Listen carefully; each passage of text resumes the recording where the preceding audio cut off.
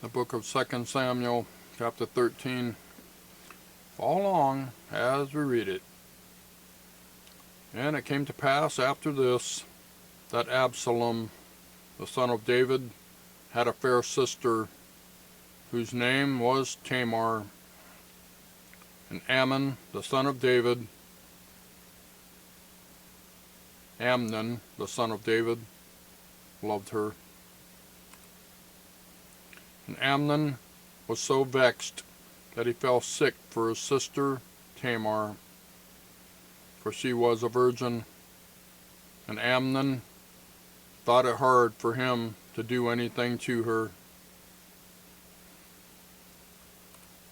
But Amnon had a friend whose name was Jonadab, the son of Shimeah, David's brother, and Jonadab was a very subtle man. And he said unto him, Why art thou, being the king's son, lean from day to day? Wilt thou not tell me? And Amnon said unto him, I love Tamar, my brother Absalom's sister. And Jonadab said unto him, Lay thee down on thy bed, and make thyself sick. And when thy father cometh to see thee, say unto him, I pray thee, let my sister Tamar come, and give me meat, and dress the meat in my sight, that I may see it and eat it at her hand. So Amnon lay down and made himself sick. And when the king was come to see him, Amnon said unto the king, I pray thee, let Tamar my sister come and make me a couple of cakes in my sight, that I may eat at her hand. Then David sent home to Tamar, saying, Go now to thy brother Amnon's house, and dress him meat. So Tamar went to her brother Amnon's house, and he was laid down, and she took flour and kneaded it, and made cakes in his sight, and did bake the cakes. And she took a pan, and poured them out before him, but he refused to eat. And Amnon said, Have out all men from me. And they went out, every man from him. And Amnon said unto Tamar, Bring the meat into the chamber, that I may eat of thine hand. And Tamar took the cakes, which she had made, and brought them into the chamber of Amnon her brother. And when she had brought them unto him to eat, he took hold of her, and said unto her, Come lie with me, my sister. And she answered him, Nay, my brother, do not force me, for no such thing ought to be done in Israel. Do not thou this folly. And I, whither shall I cause my shame to go? And as for thee, thou shalt be as one of the fools in Israel. Now therefore, I pray thee, speak unto the king, for he will not withhold me from thee. Howbeit, he would not hearken unto her voice, but being stronger than she, forced her and lay with her. Then Amnon hated her exceedingly, so that the hatred wherewith he hated her was greater than the love wherewith he had loved her. And Amnon said unto her, Arise, be gone. And she said unto him, There is no cause. This evil in sending me away is greater than the other that thou didst unto me. But he would not hearken unto her. Then he called his servants that ministered unto him, and said, Put now this woman out from me, and bolt the door after her. And she had a garment of divers colors upon her, or with such robes were the king's daughters that were virgins apparelled. Then his servant brought her out and bolted the door after her. And Tamar put ashes on her head, and rent her garments of divers colors that was on her, and laid her hand on her head, and went on crying. And Absalom, her brother, said unto her, Hath Amnon thy brother been with thee? Behold now thy peace, my sister, he is thy brother. Regard not this thing. Though Tamar remained desolate in her brother Absalom's house. But when King David heard of all these things, he was very wroth. And Absalom spake unto his brother Amnon neither good nor bad, for Absalom hated Amnon, because he had forced his sister Tamar.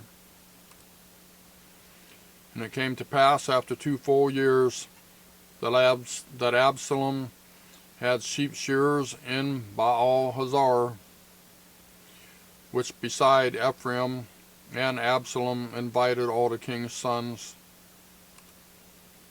And Absalom came to the king and said, Behold now, thy servant hath sheep shearers.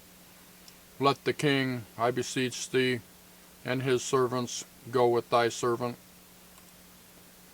And the king said to Absalom, Nay, my son, let us not all go, let us all. I'm screwing this one up. Let's reread verse 25. And the king said to Absalom, Nay, my son, let us not all now go, lest we be chargeable unto thee. And he pressed him, howbeit he would not go, but blessed him. Then said Absalom, If not, I pray thee, let my brother Amnon go with us. And the king said unto him, Why should he go with thee? But Absalom pressed him, that he let Amnon and all the king's sons go with him. Verse 28. Now Absalom had commanded his servants, saying, Mark ye now, when Amnon's heart is merry, whip wine, and when I say unto you, Smite Amnon, then kill him. Fear not, have not I commanded you? Be courageous and be valiant. And the servants of Absalom did unto Amnon as Absalom had commanded. Then all the king's sons arose, and every man gat him up upon his mule and fled. And it came to pass, while they were in the way, that tidings came to David, saying, Absalom hath slain all the king's sons, and there is not one of them left. Then the king arose, and tare his garments, and lay on the earth, and all his servants stood by with their clothes rent. And Jonadab, the son of Shimeah, David's brother, answered and said, Let not my lord suppose that they have slain all the young men, the king's sons. For Amnon only is dead, for by the appointment of Absalom this hath been determined from the day that he forced his sister Tamar. Now therefore let not my lord the king take the thing to his heart, to think that all the king's sons are dead, for Amnon only is dead. But Absalom fled, and the young man that kept the watch lifted up his eyes and looked, and behold, there came much people by the way of the hillside behind him. And Jonadab said unto the king, Behold, the king's sons come. As thy servant said, so it is. And it came to pass, as soon as he had made an end of speaking, that, behold, the king's sons came and lifted up their voice and wept, and the king also and all his servants wept very sore. But Absalom fled and went to Talmai, the son of Amminahab, or Ammihud, king of Geshur, and David mourned for his son every day. So Absalom fled and went to Geshur, and was there 3 years. And the soul of King David longed to go forth unto Absalom, for he was comforted concerning Amnon, seeing he was dead. That's 2 Samuel chapter 13. Thank you for watching.